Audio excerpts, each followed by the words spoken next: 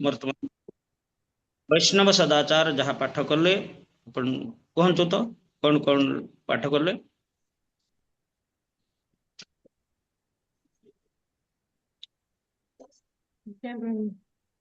हरे कृष्ण के कहतु। प्रभु जी वैष्णव माने केमती कथाबार्ता करिवे अर्चा विग्रह सम्मुख रे कहतु उच्च स्वर रे कथा कहवा उचित नुहे, झगड़ा करवा उचित नुहे, काहाकू निंदा अवहेला करवा और क्रोधित हेबा उचित नुहे, काहा मन रे दुख देला भली कथा कहवा उचित नुहे, अन्य काहार प्रशंसा करवा उचित नुहे, देवता को निंदा करवा उचित नुहे, थट्टा परिहास किंबा अजथा कथबार्ता करवा उचित नुहे, मिथ्या कहवा अनुचित। आउ वस्त्र एवं वेशभूषा केमिति परिधान करिवो? भक्तंकर वेशभूषा सर्वदा परिष्कार स्वच्छ एवं अन्य को भगवान श्रीकृष्ण को स्मरण कला भली वस्त्र पिंधिबा उचित। विशेष प्रातः कालीन एवं रविवार कार्यक्रम समय रे किंबा उत्सव मानकरे मंदिर को आसुथिबा भक्त निम्नलिखित वस्त्र पिंधिबा आवश्यक। पुरुष धोती और कुर्ता, स्त्री माने साड़ी पिंधिबे एवं पुरुषंकर उपस्थिति रे सर्वदा मस्तक आवृत रखिबे। विवाहिता स्त्री मानकर हस्तरे चूड़ी, मस्तकरे सिंदूर एवं कंठरे मंगलसूत्र रहिबा उचित। प्रचार निमित्त अति आवश्यक वस्त्र को पिंधिबारे कौनसी आपत्ति नहीं। स्त्री और पुरुष दुई जनकर वस्त्र परिष्कार पवित्र हेबा आवश्यक। आधुनिक फैशन किंबा बहुमूल्य वस्त्र पिंधिबा उचित नुहे। सठिक रीति एवं सभ्य भाव रे वस्त्र पिंधिबा उचित। सुगंधित तैल, अतर, सेंट और अन्य श्रृंगार अनावश्यक वस्तु प्रयोग करवा उचित नुहे। मंदिर रे हेउ बा बाहर हेउ वैष्णव माने सर्वदा पवित्र और शुद्ध रहिबा आवश्यक। समस्त कार्यक्रम समय रे विशेषतः मंदिर प्रातः कालीन कार्यक्रम किंबा अन्य कार्यक्रम रे स्त्री और पुरुष माने स्वच्छ कपड़ा पिंधिबा उचित। पूर्व दिन पिंधिथिबा वस्त्र को पिंधिबा उचित नुहे। श्री चैतन्य महाप्रभु कहते वैष्णवर अर्थ होची एपरी एक व्यक्ति जहाँ को देखिबा मात्रे भगवान श्रीकृष्णकर स्मरण हेबो। एथिपाई जने वैष्णव बोली परिचय देवाकू हेले निम्नलिखित वस्तु प्रति अत्यंत सावधान रहिबा उचित। प्रभु जी आज एतिकी पाठ होइछ। ठीक कथा। ये गोटे जिनस मुख्य जिनस आम सदा सर्वदा स्वच्छ और परिष्कार वस्त्र पिंधिबा उचित। जेभली अन्न को अन्य व्यक्ति देखला मात्र कृष्ण को स्मरण आसो ता मन भितर, ये गोटे मुख्य कथा। तापरे कहारी मन रे काहाकू निंदा करवानी, काहाकू अवहेला करवानी, कहा प्रति क्रोध प्रकाश करवा उचित नहीं, कहा मन रे दुख देला भली कथा कहया उचित नहीं, अन्यर कहार भी प्रशंसा करवा उचित नहीं। प्रशंसार वस्तु एकमात्र कृष्ण, अन्य कहीं नुहंती बा गुरुदेव। आ देवता मान को निंदा करवा उचित नुहे। छटा हास परिहास अजथा कथबार्ता करवा उचित नुहे। एटा समय अपचय। मिथ्या कहवा उचित नुहे। एटा तो ठकामी जिनस। मिछ कही माने मिछ कहीदेले सी आमको विश्वास करदेला, आम ताकू ठकीदेले। तेणु ये सब करवा उचित नुहे। तेणु ये बाहर वेशटा जेभली स्वच्छ हब मनटा से भली स्वच्छ हवा उचित, रसमय हेबा उचित। कृष्ण भक्ति रे रसरे रसायनित हेबा उचित। ए भली होची आजिर शिक्षणीय विषय। तेणु ए सब जिनस आम माने जेतेबेले परस्पर कथबार्ता होचे बा जोम को आसुचे, ये जो आजिर शिक्षा ता प्रति ध्यान देवा उचित। हरे कृष्ण। कौन राशेश्वरी माता जी? हरे कृष्ण प्रभु दंडवत प्रणाम। आउ गोटे जिनस जूम रे केमती बसिबा ता भी कहा जायछि हला। आज्ञा भगवत गीता श्लोक नंबर 14। आज्ञा प्रभु। ततः स विस्मयाविष्टो हृष्टो रामो धनञ्जयः प्रणय शिरसा देवं कृताञ्जलिरभाषत। ततः स विस्मया आविष्टो हृष्टो रामो धनञ्जयः हृष्टो रोमा धनञ्जयः प्रणम्य शिरसा देवं कृताञ्जलिरभाषत। कृताञ्जलिः अभाषत कहले। तत्परे अर्जुन अत्याश्चर्य होई भाव विहल होई पड़ले एवं तांकर शरीर रोमांच जात होला। से परम पुरुष भगवान को से प्रणाम जनाई जोड़ हस्त होई कहवा को लागिले। कारण अर्जुन पूर्व श्लोक रे कहगला जे अर्जुन कौन देखिले। अर्जुन देखिले जे समस्त जगत हजार हजार भाग रे विभक्त एवं प्रत्येक स्थान रे बा से विश्व रूप रे ताहा अनंत विस्तृति लाभ करी अछि। तेबे श्लोक 10, 11, 12, 13 ये चारोटी श्लोक रे भगवान कर विश्वरूप जहा अर्जुन देखिले ताहा वर्णन कर जाइछि। तेणु ताहा देखि करी से विस्मय हो जाइछन्ति। हृष्ट रोमा अर्थात तांको पुलकित हो जाइछन्ति, रोमांच जात होइछि। दिव्य दृष्टि प्रकाशित हेला क्षणी कृष्ण और अर्जुन के मध्य थिबा संबंध संगे संगे परिवर्तन हो गला। अरे ये कौन मोर बंधु थिले, ये कौन मते प्रदान कले जे मु तांकर स्वरूप विश्वरूपटा देखि देउछि। सब जिनसटा तांको शरीर मध्य देखि देउछि।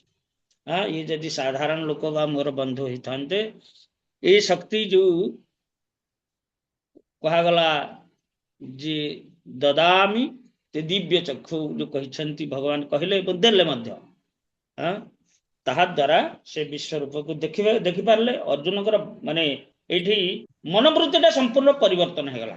कारण जो भाव रे से थिले, जो धारणा रे थिले, वर्तमान तांको धारणाटा परिवर्तन हो गला।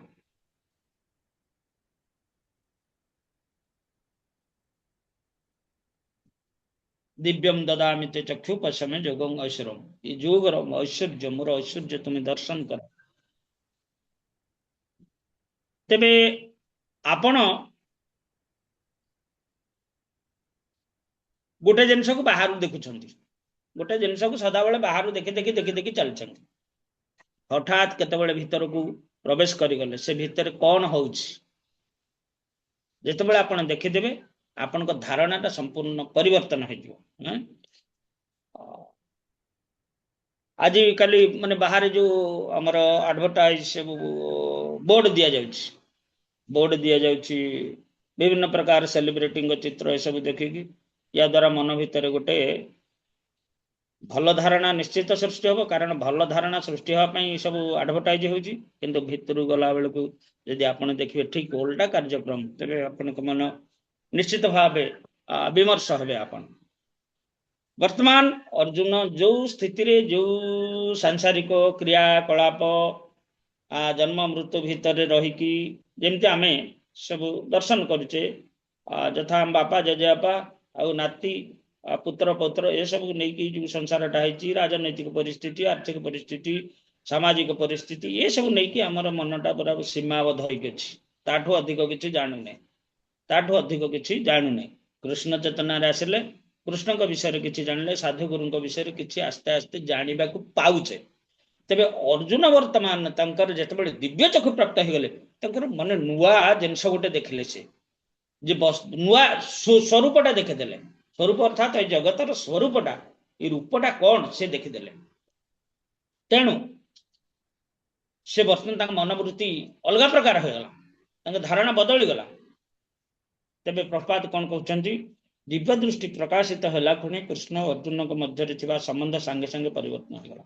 पूर्वे कृष्ण अर्जुन के मध्य बंधु भाव और सखा भाव, किंतु वर्तमान ये दिव्य दृष्टि लाभ कलापर विश्वरूप दर्शन कलापर अर्जुन अत्यंत सम्मान और सहित प्रणाम कर जोड़ कृष्ण को प्रार्थना कर ସେ ବିଶ୍ୱରୂପଙ୍କୁ ପ୍ରାର୍ଥନା କରୁଛନ୍ତି। ଏହିପରି ଅର୍ଜୁନଙ୍କର କୃଷ୍ଣଙ୍କ ସହିତ ସମ୍ବନ୍ଧ ସଖ୍ୟ ଭାବରୁ ଅଦ୍ଭୁତ ଭାବକୁ ପରିବର୍ତ୍ତନ ହେଇଗଲା। ଯୋଉ ସଖ୍ୟ ଭାବ ଥିଲା ତାଙ୍କ ପରସ୍ପର ହଉଛି ସଖ୍ୟ ଭାବ, ଯୋଉଟା କି ଆମର ସାଂସାରିକ ଦୃଷ୍ଟିରୁ ଆମେ ଏହାକୁ ବିଚାର କରୁଛେ ଯେ ସିଏ ଜଣେ ତାଙ୍କର କୃଷ୍ଣ ଭଗବାନ ହେଲେ ମଧ୍ୟ ଗୋଟେ ସଖା ରୂପରେ ତାଙ୍କ ପାଖରେ ଦଣ୍ଡାୟମାନ ହେଇଥିଲେ, ଗୋଟେ ହିତୈଷୀ ରୂପରେ ତାଙ୍କ ପାଖରେ ଦଣ୍ଡାୟମାନ ହୋଇଥିଲେ, ମାର୍ଗଦ୍ରଷ୍ଟା ରୂପରେ ଦଣ୍ଡାୟମାନ ହୋଇଥିଲେ। କିନ୍ତୁ ବର୍ତ୍ତମାନ ଦେଖୁଛନ୍ତି ଯେ ବର୍ତ୍ତମାନ ଇଏ ଯୋଉ ମାର୍ଗଦର୍ଶକ, ଇଏ ଯୋଉ ମୋର ଉପଦେଷ୍ଟା ବା ବନ୍ଧୁ ଏ ସବୁ ଥିଲେ, ବର୍ତ୍ତମାନ ସେ ବାସ୍ତବିକ ତାଙ୍କ ସ୍ୱରୂପଟା କଣ। ତେଣୁ ଶାସ୍ତ୍ର ମାନଙ୍କରେ 12 ପ୍ରକାର ମୌଳିକ ସମ୍ବନ୍ଧରେ ବର୍ଣ୍ଣନା କରାଯାଇଛି। 12 ପ୍ରକାର ମୌଳିକ, ସେ ସବୁ କୃଷ୍ଣଙ୍କ ଠାରେ ବିଦ୍ୟମାନ। କଥିତ ଅଛି ଯେ ସମସ୍ତ ପ୍ରକାର ସମ୍ବନ୍ଧର ସାଗର। ସମ୍ବନ୍ଧ ହେଉଛି ଦୁଇଟି ଜୀବ ମଧ୍ୟରେ ଥିବା ସମ୍ବନ୍ଧ। ଏ ସମ୍ବନ୍ଧ ହେଉଛି ଦୁଇଟି ଜୀବ ମଧ୍ୟରେ ଥିବା ସମ୍ବନ୍ଧ, ଦେବତା ମାନଙ୍କ ମଧ୍ୟରେ ଥିବା ସମ୍ବନ୍ଧ କିମ୍ବା ଭଗବାନ ଓ ଭକ୍ତ ମାନଙ୍କ ମଧ୍ୟରେ ଥିବା ସମ୍ବନ୍ଧ। ତେବେ 12 ପ୍ରକାର ଏଠି କୁହାଯାଇଛି ଯେ ମୌଳିକ ସମ୍ବନ୍ଧ ବିଷୟରେ ଯୋଉ ବର୍ଣ୍ଣନା କରାଯାଇଛି 12 ପ୍ରକାର, 12 ପ୍ରକାର ତ ଏଠି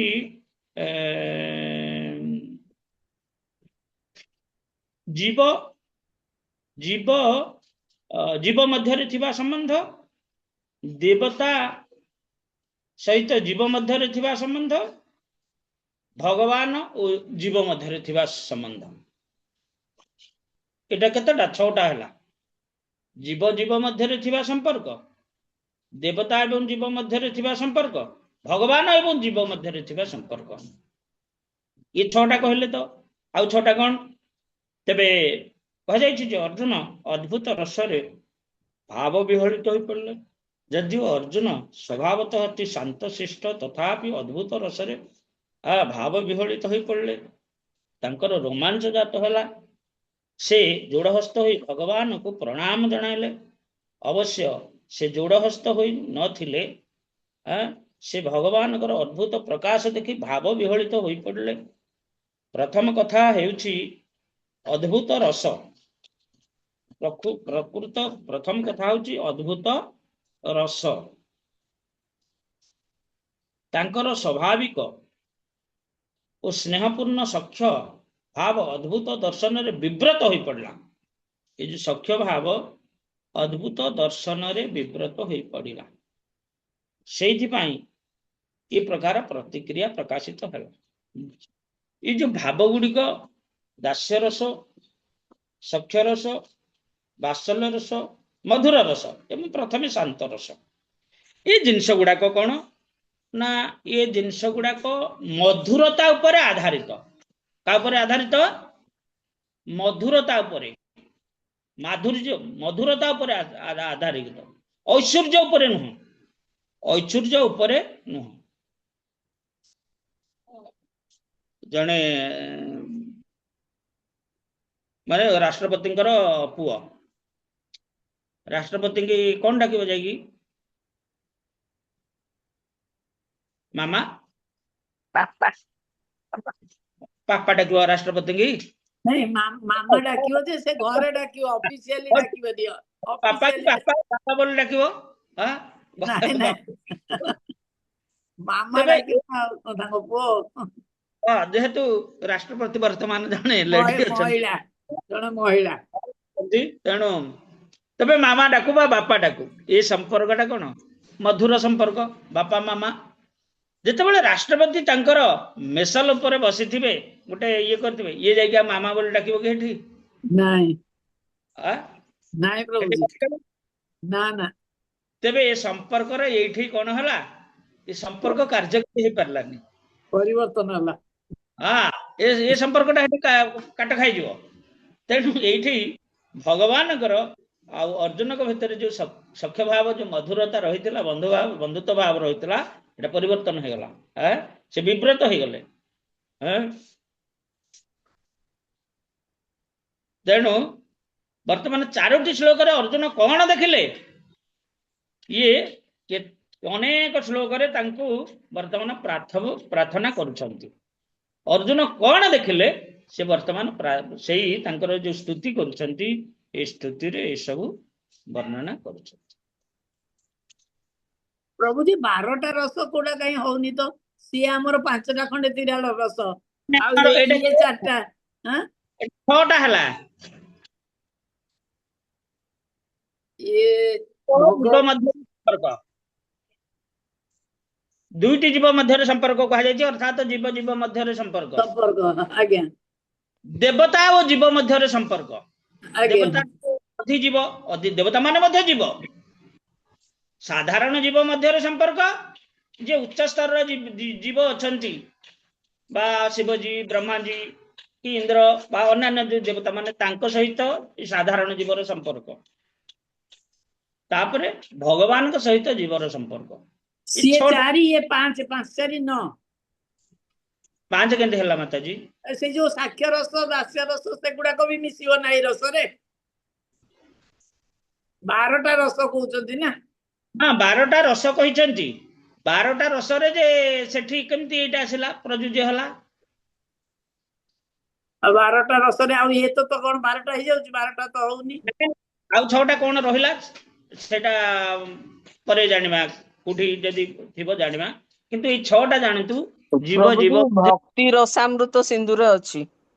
କୁହନ୍ତୁ। ଠିକ ରେ ଆମର ଏବେ ମନେ ପଡୁନି, ମୁଁ ଖୋଜିକି କାଲିକି କହିଦେବି। ହଁ, ଠିକ ଅଛି। ଆଜ୍ଞା। ତେବେ ଜୀବ ଜୀବ ମଧ୍ୟରେ ସମ୍ପର୍କ, ଦେବତା ଜୀବ ମଧ୍ୟରେ ସମ୍ପର୍କ, ଭଗବାନ ଏବଂ ଜୀବ ମଧ୍ୟରେ ସମ୍ପର୍କ, ବା ପରମାତ୍ମା ଆତ୍ମା ଏଇ ଯୋଉ ଜୀବ ମଧ୍ୟରେ, ଜୀବ ପରମ ମଧ୍ୟରେ ସମ୍ପର୍କ। ଏଇଭଳି ଭାବେ ଇଏ 6ଟା ଆମେ ଜାଣିଲେ। ପ୍ରଭୁଜୀ ଦେଖିବା କାଲି ଗୋଟେ ଜିନିଷ ଭାଗବତରେ ଗୋଟେ ଲାଇନଟେ ଦେଇଛି, ପଢୁଥିଲି। ଶିବ ଜଣେ ସାଧାରଣ ଜୀବ ନୁହନ୍ତି ଏବଂ ସେ ବିଷ୍ଣୁ ତତ୍ତ୍ୱ ବି ନୁହନ୍ତି। ସେ ବିଷ୍ଣୁ ତତ୍ତ୍ୱ ଏବଂ ଜୀବ ତତ୍ତ୍ୱର ମଧ୍ୟବର୍ତ୍ତୀ ତତ୍ତ୍ୱ। ଇଏ ସେ ଶିବଜୀ ତାଙ୍କର କେତେ କଳା ବିଶିଷ୍ଟ? 55। 55। ବିଷ୍ଣୁ କେତେ କଳା? 60 କଳା। ଜୀବ କେତେ କଳା? ଜୀବ 50 କଳା। ତାହେଲେ ଶିବଜୀ କୋଉଠି ରହିଲେ? ସେଇ ମଝି, ସେଇଥିପାଇଁ ମଝି ତତ୍ତ୍ୱ। ହଁ, 55ରେ ରହିଲେ। ବୁଝିଲେ? ମଝି ତ ସେଇଆ ଲାଇନ ଟା ପଢିଲି, ମୁଁ କହିଲି ମଝିରେ ଗୋଟେ ତତ୍ତ୍ୱ ଆଉ କଣ ରହିଲା? ନାଇଁ ନା, ଏଇଟା ଏ ଗୁଣ ନେଇକିରି, କଳା ନେଇକିରି ମିଶ୍ର ତତ୍ତ୍ୱ। ମିଶ୍ର ତତ୍ତ୍ୱ ହରିନାମ ଚିନ୍ତାମଣିରେ ବର୍ଣ୍ଣନା କରାଯାଇଛନ୍ତି। ଏସବୁ ମିଶ୍ର ତତ୍ତ୍ୱ। ମିଶ୍ର ତତ୍ତ୍ୱ, ଆଜ୍ଞା।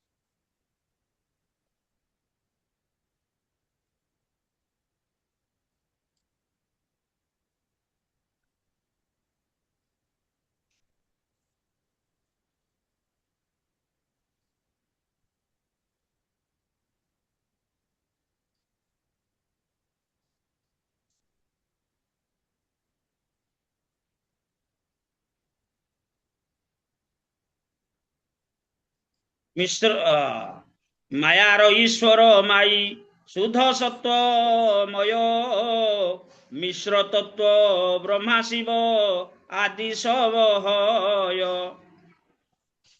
ତେବେ ଶିବଜୀ ଆଉ ବ୍ରହ୍ମା ଏମାନେ ମିଶ୍ର ତତ୍ତ୍ୱ, ଅର୍ଥାତ ଜୀବ ତତ୍ତ୍ୱ ଆଉ ବିଷ୍ଣୁ ତତ୍ତ୍ୱ, ଏ ମଝିରେ ଗୋଟେ ମିଶ୍ର ତତ୍ତ୍ୱ ଅଛି। ଆଜ୍ଞା ଆଜ୍ଞା। ସାଧାରଣ ଜୀବ ନୁହନ୍ତି କି ଭଗବାନ ନୁହନ୍ତି।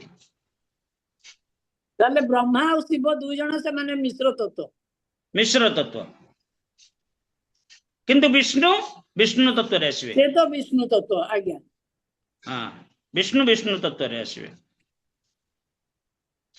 ଏଠି କୁହାଗଲା ମିଶ୍ର ତତ୍ତ୍ୱ। ପୁଣି କଣ?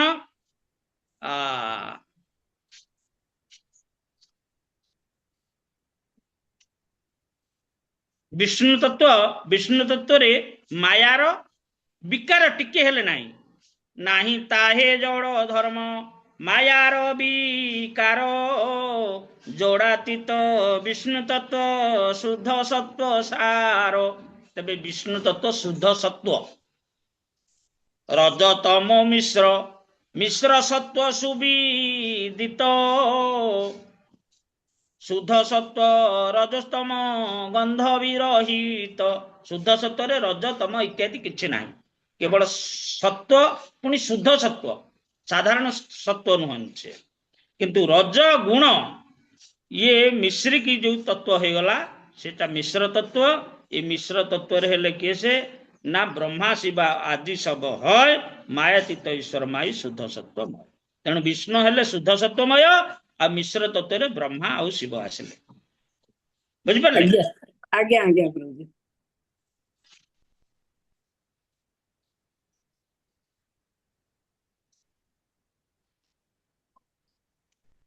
ତେବେ ଏଇଭଳି ଭାବରେ ଇଏ ତ ଯେତେ ଯେତେ ମାନେ ଭଗବାନ ଏଇଠି ଯେତେ କଥା କହିଛନ୍ତି ବା ଯେତେ ରୂପ ଦେଖେଇଛନ୍ତି, ଯେତେ ଲୀଳା କରିଛନ୍ତି, ଏ ସବୁ ଶୁଦ୍ଧ ସତ୍ୱମୟ ଅଲୌକିକ ଲୀଳା। ବୁଝିଲେ କି? ଏ ବିଶ୍ୱ ରୂପ ମଧ୍ୟ ତାଙ୍କର ଏକ ଅଲୌକିକ ରୂପ। ଏଥିରେ କୌଣସି ମାୟା ବିକାର, ଯଦି ମାୟା ଦ୍ଵାରା ସବୁ ସେ କରୁଛନ୍ତି, ମାୟାର ରୂପ ବ୍ରହ୍ମାଣ୍ଡ ଇତ୍ୟାଦି ସବୁ ହେଲେ ମଧ୍ୟ ଇଏ ଶକ୍ତି ପର ଆଉ ଗୋଟେ ଉଚ୍ଚତର ଶକ୍ତି ଇଏ ସବୁକୁ ଧାରଣ କରିକି ରଖିଛି, ସେ ହଉଛି ବିଷ୍ଣୁ ଶକ୍ତି। ଶ୍ରୀମଦ୍ ଭାଗବତମ୍, ଶ୍ରୀମଦ୍ ଭାଗବତମ୍ ଏଇଟା କେତେ ଖଣ୍ଡ ମାତାଜୀ? ଏଇଟା ଦ୍ୱିତୀୟ ଖଣ୍ଡ ବୋଧେ? ଆଜ୍ଞା ପ୍ରଭୁ ସପ୍ତମ ଏଟା ଷଷ୍ଠ ଅଧ୍ୟାୟ ଆରମ୍ଭ ହେଲା ଆଜି। ଷଷ୍ଠ ସ୍କନ୍ଧ। ଏଟା ଓହୋ, ସପ୍ତମ ଅଧ୍ୟାୟ ଆରମ୍ଭ ହେଲା। ସପ୍ତମ ଅଧ୍ୟାୟ ଦେବଗୁରୁ ବୃହସ୍ପତିଙ୍କୁ ଇନ୍ଦ୍ରଙ୍କର ଅପମାନ।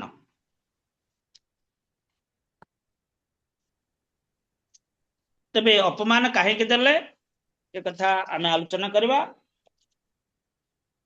ତେବେ ରାଜା ପରୀକ୍ଷିତ ପଚାରିଲେ, ହେ ପ୍ରଭୁ, ଦେବଗୁରୁ ବୃହସ୍ପତି ନିଜର ଶିଷ୍ୟ ଦିବଗଣକୁ କେଉଁ କାରଣରୁ ପରିତ୍ୟାଗ କରିଥିଲେ? ଶିଷ୍ୟଗଣ କଣ ଶିଷ୍ୟଗଣଙ୍କର କଣ ଅପରାଧ ଥିଲା କି, ତାହା ମୋ ନିକଟରେ ଦୟାକରି କୁହନ୍ତୁ। ତେବେ ବିଶ୍ୱନାଥ ଚକ୍ରବର୍ତ୍ତୀ କହିଛନ୍ତି ଯେ ସପ୍ତମୀ ଗୁରୁଣା ଚକିର୍ ଦେ ପୈର୍ଦେତ୍ୟ ପରାଜିତେ ହି ବିଶ୍ୱରୂପ ଗୁରୁତ୍ୱେନ ବ୍ରୁତ ବ୍ରହ୍ମ ଉପଦେଶତଃ। ଯେ ବୃହସ୍ପତି ଦେବତା ମାନଙ୍କ ଦ୍ୱାରା ଅପମାନିତ ହୋଇ ସେମାନଙ୍କୁ ପରିତ୍ୟାଗ କଲେ, ତା ଫଳରେ ଦେବତା ମାନେ ଯଜ୍ଞ କରିବା ପାଇଁ ବ୍ରହ୍ମାଙ୍କ ନିର୍ଦ୍ଦେଶରେ ବିଶ୍ୱରୂପଙ୍କୁ ପୁରୋହିତ ଭାବେ ବରଣ କରିଥିଲେ। ଏ ବିଶ୍ୱରୂପ କିଏ ସେ? ଇଏ ହଉଛନ୍ତି ଯୋଉ ମହାପ୍ରଭୁଙ୍କର ଯୋଉ ବଡ ଭାଇ ଯିଏ ଥିଲେ। ମାତାଜୀ କୁଆଡେ ପାଠ କୋଉଠି, ଏଟା କଣ ଚୈତନ୍ୟ ଚରିତାମୃତ ପଢା ହଉଛି କି? ଘର ଛାଡିକି ପଳେଇଥିଲେ ବିଶ୍ୱରୂପ ଯୋଉ। ନା ନା ଏଟା ଭାଗବତମ କଥା ପରା, ସତ୍ୟଯୁଗର କଥା। ଦୈତ୍ୟ ମାନଙ୍କର ଗୁରୁ ଥିଲେ ସେ, ଗୁରୁପୁତ୍ର। ତ୍ୱଷ୍ଟାଙ୍କ ପୁତ୍ର, ନା ତ ପୁତ୍ର ଦ୍ୱିଜବର ବିଶ୍ୱ। ପ୍ରଜାପତିଙ୍କ ଔରସରୁ ତାହାଙ୍କ ଗର୍ଭରୁ ସନ୍ନିବେଶ ଓ ବିଶ୍ୱରୂପ ନାମରେ ଦୁଇ ଜଣ ଅତ୍ୟନ୍ତ ଶକ୍ତିଶାଳୀ ପୁତ୍ର ସନ୍ତାନ ଗ୍ରହଣ କରିଥିଲେ। ଦୈତ୍ୟ କନ୍ୟା ରଚନା ପ୍ରଜାପତି ତୁଷ୍ଟ୍ୱାଙ୍କର ପାଣି ଗ୍ରହଣ କରିଥିଲେ। ତୁଷ୍ଟ୍ୱା ଆଉ ରଚନା, ପ୍ରଜାପତି ତୁଷ୍ଟ୍ୱା ଆଉ ଦୈତ୍ୟ କନ୍ୟା ରଚନା, ଏମାନଙ୍କର ଔରସରୁ ସନ୍ନିବେଶ ଏବଂ ବିଶ୍ୱରୂପ ନାମକ ଦୁଇ ଜଣ ଶକ୍ତିଶାଳୀ ପୁତ୍ର ଜନ୍ମଗ୍ରହଣ କରିଥିଲେ। ତାହେଲେ ଇଏ ପ୍ରଜାପତି ଆଉ ବା ଦେବତା ଆଉ ଦୈତ୍ୟ ଇଏ ଆଙ୍କର ମିଶ୍ରଣରୁ ଇଏ ସୃଷ୍ଟି ହେଇଥିଲେ। ଯେଭଳି ଆମର କିଏ ସେ ରାବଣର ବାପା ନା କଣ?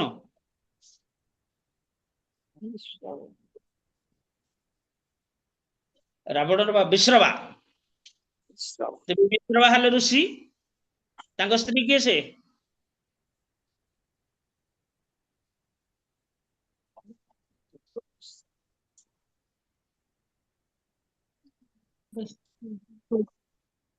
ପରେ ଗୋଟେ କଣ ପଢୁନାହିଁ। ବିଶ୍ରବଙ୍କର ସ୍ତ୍ରୀ କିଏ? ରାବଣ ମା କିଏ? प्रभु जी केसी की ନୌକେଶୀ। भूली जाती प्रभु जी। ନୌକେଶୀ କହନ୍ତି। ନୈକେଶୀ ସୁକେଶୀ ହଉଛନ୍ତି ତାଙ୍କର ଯୋଡିଏ ସ୍ତ୍ରୀ। କାର? ସୁକେଶୀ ନୈକେଶୀ ସେ କାହା ଝିଅ? ସିଏ ମାନେ ଦ୍ରୌପଦୀ ତ ମୟଦତ୍ତଙ୍କ କନ୍ୟା। ଏଇ ଯୋଉ ରାବଣର ସ୍ତ୍ରୀ ହଉଛନ୍ତି ଶ୍ୱଶୁର ହଉଛନ୍ତି ମୟଦତ୍ତ ତାଙ୍କର ଶ୍ୱଶୁରଙ୍କ ନାଁ। ଆପଣ କଣ କହୁଛନ୍ତି? ଆପଣ ଆପଣ ସ୍ତ୍ରୀ କଥା କହିବେ। ମାନେ ଆପଣ ରାବଣଙ୍କର ରାବଣ ମା କଥା ଗଲା, ଆପଣ ରାବଣ ସ୍ତ୍ରୀ କଥା କହୁଛନ୍ତି। ମୟଦତ୍ତ ବିଶ୍ରବା କଥା ବିଶ୍ରବାଙ୍କର ଶ୍ୱଶୁର କିଏ? ବିଶ୍ରବାଙ୍କର ଶ୍ୱଶୁର କେତୁମତି ନାଇଁ ନାଇଁ ସୁମାଳି ସୁମାଳି ସୁମାଳି ସୁମାଳି ଆଉ ଗୋଟେ କିଏ? ଏଇ ସୁମାଳି ଦତ୍ତ ସୁମାଳି ହଁ, ଦତ୍ତ ହଉଛନ୍ତି। ଏଇମାନେ ତେବେ ଏଇ ନୌକେଶୀ ତାଙ୍କର ଝିଅ। ତେଣୁ ସିଏ ରାବଣକୁ ଇଏ ବିଶ୍ରବା ଋଷିଙ୍କୁ ବିବାହ କରି ଦେବତା ଏବଂ ଅସୁର ମାନଙ୍କ ମଧ୍ୟରେ କଣ ସୃଷ୍ଟି ହେଲେ? ସେ ଋଷି, ଇଏ ବ୍ରାହ୍ମଣ, ଇଏ ହଉଛନ୍ତି ଅସୁରୁଣୀ। ଇଏ ଦି ଜଣଙ୍କର ମିଳନରୁ ସୃଷ୍ଟି ହେଲା ରାକ୍ଷସ। ଯଦିଓ ସେ ବ୍ରାହ୍ମଣ ହେଲା, ପ୍ରକୃତିଟା ହେଲା ତାର ରାକ୍ଷସ। ତେବେ ଏଇଠି କଣ କୁହାଗଲା ନା ସୁଖଦେବ ଗୋସ୍ୱାମୀ କହୁଛନ୍ତି, ସୁଖଦେବ ଗୋସ୍ୱାମୀ କହିଲେ, ହେ ରାଜା ଦେବରାଜ ଇନ୍ଦ୍ର ତ୍ରିଭୁବନ ଐଶ୍ୱର୍ଯ୍ୟ ହେତୁ ମଦମତ୍ତ ହୋଇ ସତ୍ପଥ ଓ ସଦାଚାର ଲଙ୍ଘନ କଲେ। ସେ ମରୁତଗଣ, ବସୁଗଣ, ରୁଦ୍ରଗଣ, ଆଦିତ୍ୟଗଣ, ରୁଭୁଗଣ, ବିଶ୍ୱଦେବଗଣ, ସାଧ୍ୟଗଣ, ଅଶ୍ୱିନୀ କୁମାର ଦ୍ୱୟ, ସିଦ୍ଧ, ଚାରଣ, ଗନ୍ଧର୍ବ ଓ ବ୍ରହ୍ମବାଦୀ ମୁନିକ କର୍ତ୍ତୃକ ପରିବୃତ ହୋଇ ସିଂହାସନରେ ଉପବିଷ୍ଟ ହୋଇଥିଲେ। ବିଦ୍ୟାଧର, ଅପ୍ସରା, କିନ୍ନର, ପତ୍ତଗ, ଏଟା ପନ୍ନଗ ହବ। ତେବେ ପନ୍ନଗ ଓ ଭରଗ ଗଣଙ୍କ ଦ୍ୱାରା ସେବିତ ଓ ସ୍ତୂୟମାନ ହୋଇ ତଥା ସେମାନଙ୍କ ଦ୍ୱାରା ମଧୁର କଣ୍ଠରେ ସଭା ମଧ୍ୟରେ ତାଙ୍କର ଯଶଗାନ କରାଯାଉଥିବାର ଶ୍ରବଣ କରି ସିଂହାସନରେ ଉପବେଶନ କରିଥାନ୍ତି। ତାଙ୍କର ମସ୍ତକ ଉପରେ ଚନ୍ଦ୍ରମଣ୍ଡଳ ସମ ସୁନ୍ଦର ଶ୍ଵେତ ଛତ୍ର ଶୋଭା ପାଉଥାଏ ଏବଂ ଦୁଇ ପାର୍ଶ୍ୱରେ ଚାମର ବ୍ୟଜନ ହେଉଥାଏ। ଏହି ସମସ୍ତ ଭାଗ୍ୟ ଭୋଗ୍ୟ ସମ୍ଭାର ସହ ଦେବରାଜ ଇନ୍ଦ୍ର ଆସନର ଅର୍ଦ୍ଧାଂଶରେ ନିଜର ପ୍ରିୟତମା ରାଣୀ ସଚୀଦେବୀଙ୍କୁ ବସାଇ ଶୋଭା ପାଉଥାନ୍ତି। ଏହିପରି ସମୟରେ ସମସ୍ତ ଦେବତାଙ୍କର ତଥା ନିଜର ପରମ ଗୁରୁ ସଭାରେ ଉପସ୍ଥିତ ହୋଇଥିଲେ ମଧ୍ୟ ଦେବରାଜ ଇନ୍ଦ୍ର ସିଂହାସନରୁ ଉଠିଲେ ନାହିଁ କିମ୍ବା ଆସନ ପ୍ରଦାନ ପୂର୍ବକ ତାଙ୍କୁ ଅଭିନନ୍ଦନ ଜଣାଇଲେ ନାହିଁ। ତେଣୁ ସୁରାସୁର ବନ୍ଦିତ ମୁନିଶ୍ରେଷ୍ଠ ବୃହସ୍ପତି କୁ ସଭା ମଧ୍ୟରେ ଦେଖି ମଧ୍ୟ ଇନ୍ଦ୍ର ଅଣୁମାତ୍ର ବିଚଳିତ ହେଲେ ନାହିଁ କିମ୍ବା ସମ୍ମାନ ପ୍ରଦର୍ଶନ କଲେ ନାହିଁ। ଏଇଭଳି କିଏ ହେଇଥିଲା ଗୋଟେ ପରିସ୍ଥିତି ନା ଯେତେବେଳେ ଏମିତି ସୁରସଭା ମଧ୍ୟରେ କିଏ ସେ ନା ଦକ୍ଷ ଆସିକି ଶିବଜୀ ଯେତେବେଳେ ଆସିଲେ ସେତେବେଳେ ଦକ୍ଷ ବି ଏମିତି କରିଥିଲେ। ଶିବଜୀ ଯେତେବେଳେ ଆସିଲେ, ତେଣୁ ଶିବଜୀ ଆସିନଥିଲେ, ଶିବଜୀ ବସିଥିଲେ ତାଙ୍କ ଆସନରେ। ଇଏ ଯେତେବେଳେ ଦକ୍ଷ ଆସିଲେ, ଶ୍ୱଶୁର ଆସିଲେ, ଶ୍ୱଶୁର ମାନ୍ୟଗଣ୍ୟ ବ୍ୟକ୍ତି, ତେଣୁ ଶ୍ୱଶୁର ଆସିଲେ ମାନେ ସମସ୍ତେ ଯଦି ଠିଆ ହେଲେ ତାହେଲେ ଶିବଜୀ ଶ୍ୱଶୁରଙ୍କୁ ସମ୍ମାନ ଦେବା କଥା। ଇଏ ତ ପରମ ନିବେଦନ, ଇଏ ତ ପରମହଂସ, ସଦାବେଳେ ଗୋଟେ ଭଗବାନଙ୍କ ଚିନ୍ତାରେ ସର୍ବଦା ନିମଗ୍ନ ହେଇକି ଥାନ୍ତି। ଇଏ କିଏ ଆସିଲା କିଏ ଗଲା ତାଙ୍କର କିଛି ଯାଏ ଆସେ ନାହିଁ। କିଏ ଆସିଲା କିଏ ଗଲା, ଖାଇଲା କି ନ ଖାଇଲା, କି ମୁଁ ଖାଇଲି ନ ଖାଇଲି, ଏସବୁ ତାଙ୍କର ଏଥିରେ ନିଘା ନାହିଁ। ତେଣୁ ତାଙ୍କୁ କୁହାଯାଏ ବୈଷ୍ଣବାନ ଯଥା ଶମ୍ଭୁ। ତାଙ୍କ ଭଳିଆ ବିଷ୍ଣୁ ଭକ୍ତି କେହି ଯାଜନ କରିପାରିବେ ନାହିଁ। ତେବେ ଭବିଷ୍ୟତରେ କଣ ଘଟିବାକୁ ଯାଉଛି ବୃହସ୍ପତି ତାହା ଜାଣିଥିଲେ। ଇନ୍ଦ୍ରଙ୍କର ଅସତ୍ ବ୍ୟବହାର ଦେଖି ସେ ଭଲ ଭାବରେ ବୁଝିପାରିଲେ ଯେ ଇନ୍ଦ୍ର ତାଙ୍କର ଐଶ୍ୱର୍ଯ୍ୟ ପାଇଁ ବଡ଼ ଗର୍ଭୋନ୍ନତ ହୋଇପଡ଼ିଛନ୍ତି। ଯଦିଓ ସେ ଇନ୍ଦ୍ରଙ୍କୁ ଅଭିଶାପ ଦେବାକୁ ସମର୍ଥ ଥିଲେ ତଥାପି ତାହା କଲେ ନାହିଁ। ମୌନ ଭାବରେ ସଭାସ୍ଥଳ ତ୍ୟାଗ କରି ନିଜ ଘରକୁ ପ୍ରତ୍ୟାବର୍ତ୍ତନ କଲେ। ସ୍ୱର୍ଗର ରାଜା ଇନ୍ଦ୍ର ନିଜର ଭୁଲ ସଙ୍ଗେ ସଙ୍ଗେ ବୁଝିପାରିଲେ ଓ ନିଜର ଗୁରୁ ଦେବଙ୍କୁ ଅସମ୍ମାନ ପ୍ରସନ୍ନ କରିଥିବା ବିଷୟ ଉପଲବ୍ଧି କରି ସେହି ସଭାରେ ସମସ୍ତଙ୍କ ଉପସ୍ଥିତିରେ ନିଜକୁ ଧିକ୍କାର କରିବାକୁ ଲାଗିଲେ। ତେବେ ହାୟ ମୁଁ ନିର୍ବୋଧ ଗର୍ବରେ ଅନ୍ଧ ହୋଇ ଶୋଚନୀୟ ଅନ୍ୟାୟ କରିଛି। ସଭାସ୍ଥଳକୁ ଆସିଥିବା ଗୁରୁଦେବଙ୍କୁ ଅଭ୍ୟର୍ଥନା ନ କରି ମୁଁ ଅପମାନ କରିଛି। କୋଉ ଯାଏ ପାଠ କରିଛନ୍ତି? 11 ପର୍ଯ୍ୟନ୍ତ ପ୍ରଭୁ। ପର୍ଯ୍ୟନ୍ତ। ଆଚ୍ଛା, ତେବେ ଆମେ ସେଇ ଯାଏ ପହଞ୍ଚିଲେ। ବର୍ତ୍ତମାନ ଇଏ ନିଜକୁ ନିଜେ ଲଜ୍ଜିତ ହେଲେ ମଧ୍ୟ କଣ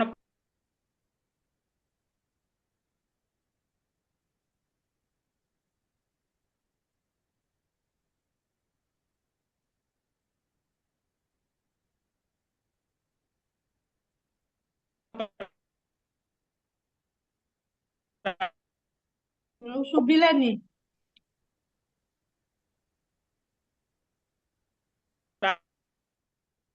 ପ୍ରଭୁ ଶୁଭୁନି, ଆପଣଙ୍କ କଥା ଶୁଭୁନି ପ୍ରଭୁ।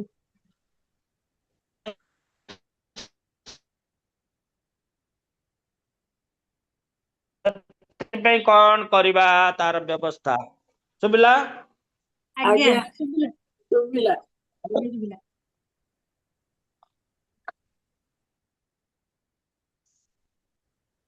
ଆପଣ ମାନେ ଭାଗବତମ ପାଠ କଲା ବେଳେ ବା କେତେ ସମୟ କରୁଛେ, ଆପଣ ସେତିକି ସମୟ ଟିକେ ଭଲ ଭାବେ ଶୁଣନ୍ତୁ, ଠିକ ଭାବରେ ଉତ୍ତର ଦିଅନ୍ତୁ। ପ୍ରଶ୍ନ ପଚରା ଯାଉଛି ଗୋଟେ, ଉତ୍ତର ଗୋଟେ ପ୍ରକାର ଆସୁଛି। ନହେଲେ ରିପିଟ କରିବେ ପ୍ରଶ୍ନଟାକୁ। ପ୍ରଭୁଜୀ ପ୍ରଶ୍ନଟା କଣ ବୋଲି ଆଉ ଥରେ ପ୍ରଶ୍ନ କରିବେ। ପ୍ରଶ୍ନଟା ବୁଝିକି ଉତ୍ତର ଦେବେ। ଭୁଲ ହଉ ଠିକ ହଉ ସେଥିରେ କିଛି ଯାସ ନାହିଁ, କିନ୍ତୁ ଇଆଡୁ ସିଆଡୁ ଦେବେନି। ବୁଝିଲେ କି? କାଲି ରାତିରେ ଚୈତନ୍ୟ ଚରିତାମୃତ କ୍ଲାସରେ ଆପଣ ମାନେ କେହି ଶ୍ରବଣ କଲେନି, ମୁଁ ଅଧାରେ ବନ୍ଦ କରିଦେଲି। ଆପଣ ମାନେ ଅନୁଭବ କରିଥିବେ ବୋଧେ। ଆଜ୍ଞା। କାଲି ରାତିରେ ତ ପ୍ରଭୁଜୀ ଆପଣ ରାସରେ ଥିଲେ। ନାଇଁ ନାଇଁ ମାତାଜୀ ନାଇଁ, ପ୍ରଭୁ କହୁଥିଲେ ଯେ ପୁଣି ଆସିଲେ, ଆପଣ ପଳେଇଲେ। ପ୍ରଭୁଜୀ କ୍ଲାସରେ ଥିଲି, କିନ୍ତୁ ପୁଅ ଯେତେବେଳେ ସେ ବାହାରି ଗଲା, ମୁଁ କହିଲି ଆଉ କ୍ଲାସଟା କାହିଁ ମିସ୍ କରିବି ବୋଲି ମୁଁ ଆସିଲି। 9ଟା ସବୁଥିରେ କିଛି ପର୍ଯ୍ୟନ୍ତ ଡିସାଇଡ କରିଥିଲେ ନା 9ଟା ଭିତରେ ପ୍ରଭୁଜୀ ଆସିଥିଲେ। 9ଟା ଭିତରେ ତ ଆସିଥିଲେ। ହଁ 9ଟା ଭିତରେ ପଳେଇ ଆସିଲେ, ମାତାଜୀ ପଳେଇଲେ କିନ୍ତୁ ଆଗୁଆ। ଏବେ ଏବେ ଖରା 9ଟା ପୂର୍ବ 8ଟା 46ରେ ମୁଁ ଆସିକି ଜଏନ୍ କଲି। ହଁ 8ଟା 46। ଆଜ୍ଞା। ବୁଝିଲେ କି? ତେଣୁ ତା 8:30 ପୂର୍ବରୁ ଆସି ହଉନି, ଚେଷ୍ଟା କଲେ ମଧ୍ୟ ଆସି ହଉନି। ତେଣୁ 8:30ରୁ 9:30 ହଉ। ସେ ଯୋଉ ପ୍ରଶ୍ନଟା ପଚାରିଥିଲେ, ଯୋଉ ଶରଣାଗତି ବୋଲି ତାର ଆନ୍ସରଟା ଥିଲା,